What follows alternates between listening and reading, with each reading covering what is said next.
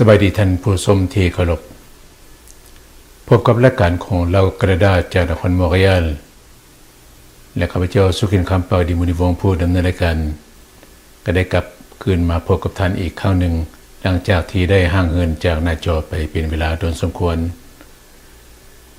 การกลับมาในเทอนี้เราได้มีการออกอากาศอยู่ที่บริษัทมาริมาซึ่งเป็นบริษัทที่นำเอารายการต่างๆบ่ว่าจะเป็นโทรทัศน์จากประเทศไทยจากประเทศลาวในทุกๆช่องตลอดถึงบรรดาท่านที่มักฟังหรือมักชมนิยายละครบ่ว่าจะเป็นละครเกาหลีหรือละครไทยบริษัทมาริมาได้บรรจุเอารายการต่างๆไว้เพื่อสนองในการรับชมของบรรดาท่าน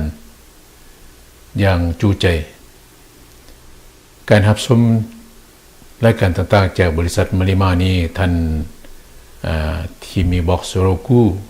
หรือว่าโรกูบ็อกซ์ดังกล่าวนี้สามารถจะรับชมรับฟังได้ด้วยแสงสีที่ชัดเจนซึ่งว่าจะเป็นแสงสีหรือว่าภาพที่สวยงามชัดเจนกว่าเมื่อก่อนโดยที่ว่าเราได้ใส่บ็อกซ์และก็ใส่จานในการรับชมรับฟังกัน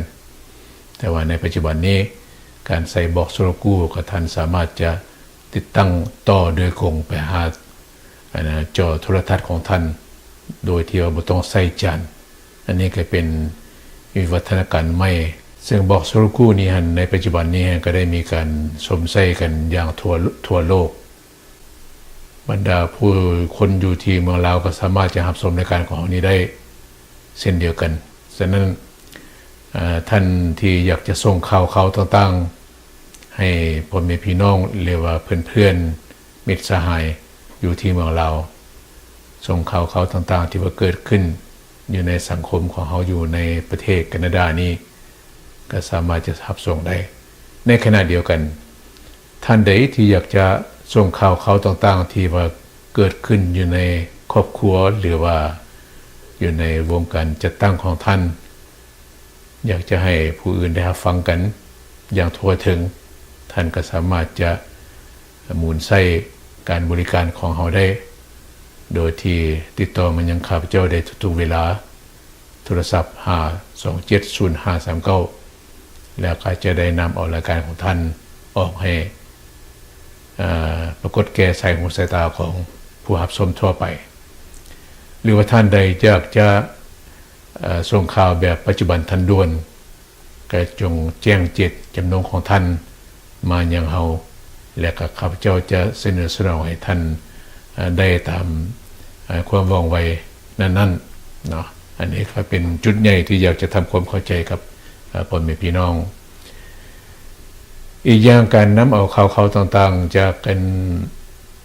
บ่ว่าจะเป็นข่าวจากเมืองลาวข่าวทั่วไปของโลกเรียกว่าข่าวอยู่ในอ้อมข้างอ้อมแอวของเขาก็คืออยู่ในนครมอนทรีออลและเขตใกล้เคียงหรือข่าวจากสังคมลาวของเราในทั่วแคนาดาก็นี่ก็เป็นสิ่งที่เราจะได้นำมาออกโดยวิธีการออกนั้นจะแตกต่างไปจากเมื่อก่อนแทนที่ว่าท่านจะเบิ่งตั้งแต่ต้นถึงปลายในรายการของเราเป็นต้นว่ารายการชั่วโมงหนึ่งซึ่งว่าแทนที่ว่าท่านจะเบิ่งตั้งแต่ต้นไปถึงปลายนั้น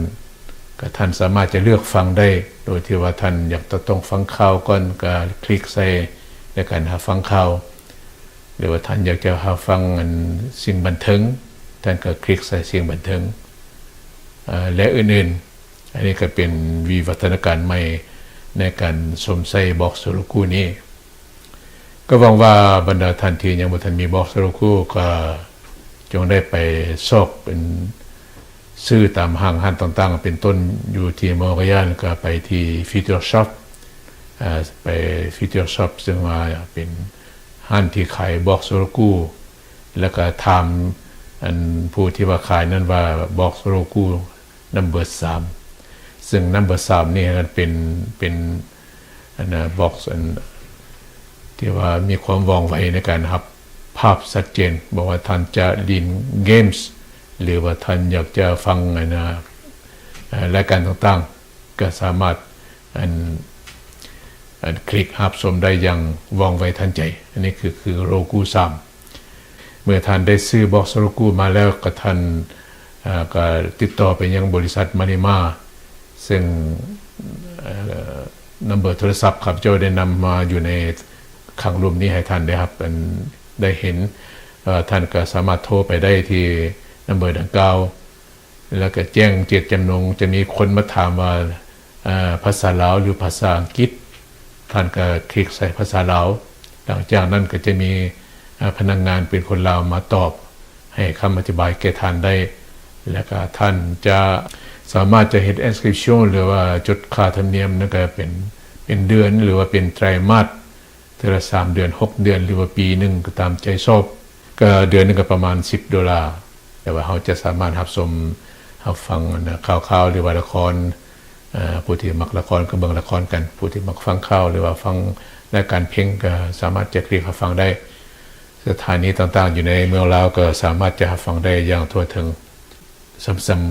ำคัญอยู่ที่เมืองไทยก็สามารถจะรับชมได้อันนี้ก็เป็นสิ่งที่ว่า